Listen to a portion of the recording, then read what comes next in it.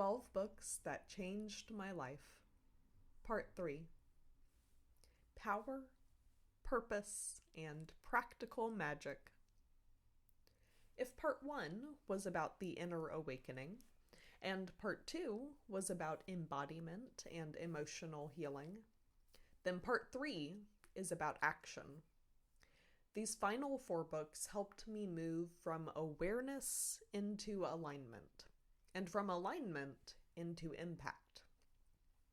They were catalytic, grounding, clarifying. They didn't just inspire me, they gave me frameworks to build with. Some I return to regularly. Others hit me so hard once that they rearranged my DNA. All of them left a lasting mark. This collection isn't about theory. It's about application. These are the books that helped me actually live what I was learning, personally, professionally, relationally, and financially. They brought my inner work into outer expression. Let's dive into the books that helped me live it out loud. Number 9. Love is a Battery by Brandon Joe Williams. The Mechanics of Love, Attraction, and Polarity. Love is a Battery is the most practical text I've ever encountered for understanding polarity dynamics in love and sex. Brandon Joe Williams is thoroughly impressive, both as a man and a writer.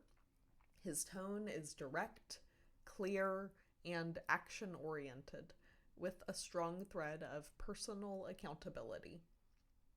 What makes his writing especially accessible is the balance he strikes between confident structure and heartfelt vulnerability. He shares generously from his own journey, from struggling to talk to women at all to becoming an accomplished therapist and self-actualizing human.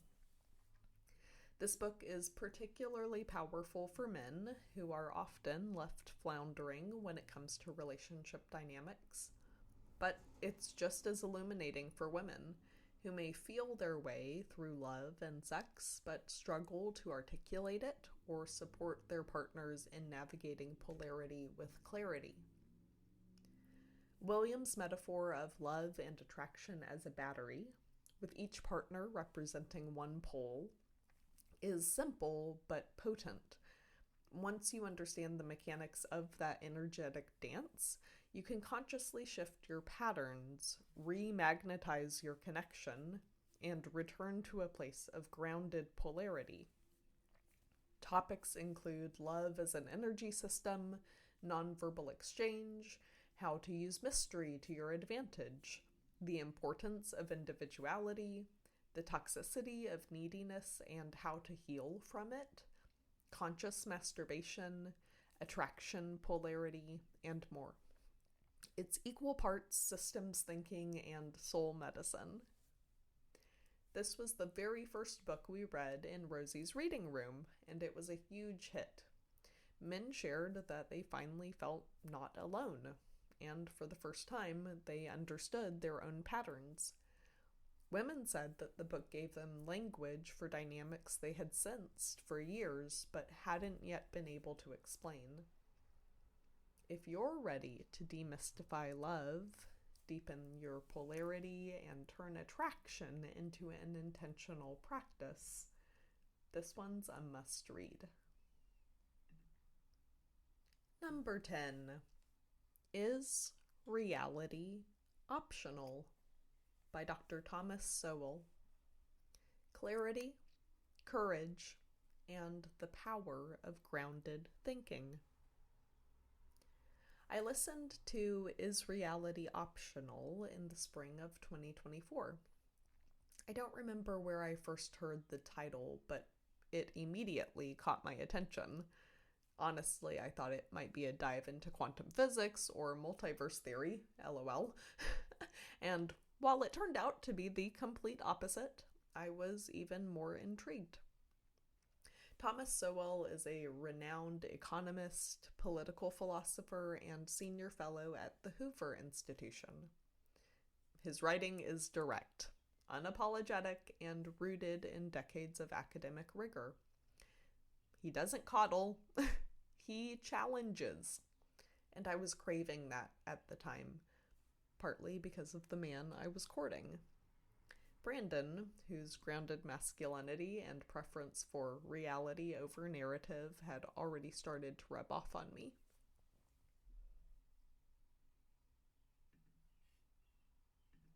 This book isn't warm or spiritual. It's sharp and logical.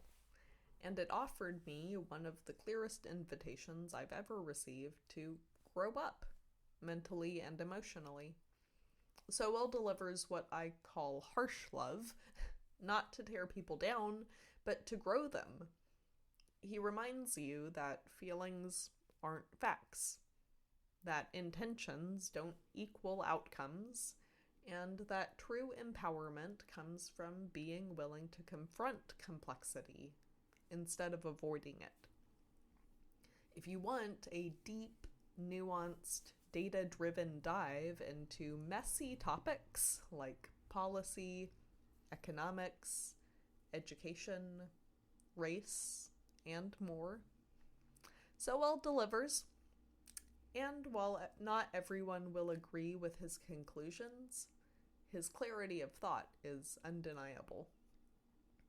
Is reality optional helped me build what I now think of as compassionate realism, an ability to pair emotional depth with intellectual discipline. It gave me permission to bring both heart and logic to the table, to stop sacrificing discernment in the name of empathy, and instead, let the two evolve side by side. This book sharpened me, and for that, I'm deeply grateful. Another article you can check out called One Truth from May 10th of 2024. In a world where truth is often used interchangeably with opinion, this article, originally published in May 2024, challenges readers to reconsider what the word actually means and why that matters. It's a deep dive into the origins of truth, the distinction between subjective perspective and objective reality, and how honoring both is essential for clarity, coherence, and growth. If you're craving a grounded framework for navigating the abstract, this is the piece. Number 11, Think and Grow Rich by Napoleon Hill. Belief, vision, and the blueprint for possibility. I started Think and Grow Rich a couple of times in 2021 and 2020, but never made it past the first few chapters. The timing just wasn't quite right. But in December 2024, after an inspiring and energetically charged experience at the Austin Tantra Festival, I felt called to plunge into this classic work again. I started the audiobook on the drive back to Missouri and decided to take Hill's advice seriously. Go slow. Let the material integrate. Apply the practices. This wasn't a book to blow through, it was one to work with. And it was so worth it. Despite the title, Think and Grow Rich isn't just about money, it's about mindset, vision, faith, persistence, self-mastery. It's about aligning your thoughts with your desires in a way that actually builds momentum toward the life you want. Hill's work is a cornerstone for anyone on the path of self-actualization. Some language and cultural references are a bit dated. It was written in the 1930s, after all. But the core principles are timeless and powerful. This book reminded me that success, financial or otherwise, starts in the mind. That imagination is a tool as well as a toy. That desire, when properly channeled, becomes fuel. And that belief must be practiced daily, not just felt occasionally. Hill gives you a blueprint, and it's up to you to bring the energy. If you're ready to train your mind like an athlete, this one's a must-read. Another article you can check out from August of last year, titled Resenting Capitalism. Curious why anti-capitalist sentiment seems to be spreading like wildfire? In this piece, originally published in August 2024, I explore the growing waves of frustration towards capitalism. Where is it coming from? What parts are valid, and where the real danger lies if we don't address the root causes. It's passionate, reflective companion to Dr. Brett Weinstein's more clinical breakdown, and together they paint a fuller picture of what's at stake. Number 12, Men Are From Mars, Women Are From Venus, by Dr. John Gray. Learning to translate, not just communicate. I read Men Are From Mars, Women Are From Venus this past winter during a rocky season in my relationship with Brandon, and I genuinely believe it helped turn the tide. This book is both practical and inspiring. Dr. John Gray breaks down masculine and feminine communication patterns with clarity and compassion, offering not just theory, but real tools for bridging the gap. Think of it less like a self-help book and more like a translator's manual for love. For me, this book was a mirror. It helped me realize that I had been pressuring Brandon to communicate my way instead of becoming more clear and courageous in expressing my actual feelings, boundaries, and desires. That shift alone was huge.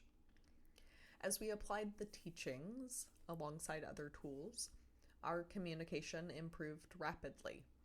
We started listening differently, speaking differently, showing up with more grace for our differences and more ownership of our needs. This book is full of aha moments for couples, but it's also deeply affirming for anyone navigating the sometimes frustrating gap between the masculine and feminine ways of processing and expressing emotion. If you've ever felt like your partner is from another planet, Gray's here to help you build the bridge. Where this chapter leaves us. If the first 8 books offered the foundation for my internal work, these final 4 helped me build something with it.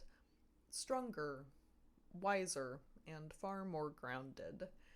They taught me how to move through the world with deeper trust in both my heart and my logic. To own my voice, to lead with clarity, to act with alignment. They didn't just shape my perspective, they shaped my ability to create. And that, to me, is the point of personal development. Not just to understand ourselves better, but to bring our fullest selves to life. With this, the 12 Books That Changed My Life series is complete. But I have a feeling I'll be adding to the list in the years ahead. Books are living companions on the path. And as we grow, the ones we meet change too.